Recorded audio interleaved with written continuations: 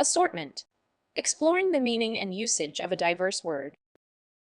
Imagine walking into a candy store and seeing shelves filled with different types of sweets. That colorful display is an excellent example of our word for today, assortment.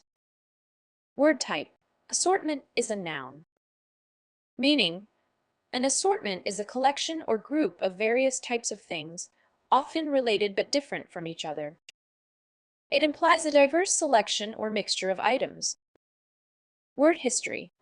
The word assortment comes from the French word assortir, which means to match or suit. It entered the English language in the early 17th century. Antonyms.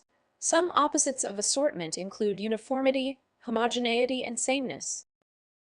These words suggest a lack of variety, which is the opposite of what an assortment represents. Synonyms. If you want to use alternatives to assortment, you can try words like variety, selection, range, mixture, or collection. These words also convey the idea of diverse items grouped together. Examples used in sentences. Let's look at how to use assortment in different contexts.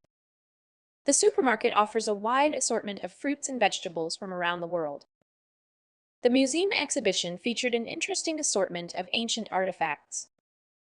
When packing for the trip, she brought an assortment of clothes suitable for various weather conditions. The company produces an assortment of cleaning products for different household needs. Common errors in use. One common mistake is confusing assortment with arrangement. While an assortment refers to a variety of items, an arrangement is about how things are organized or placed. Another error is using assortment for a group of identical items. Remember, an assortment always implies variety.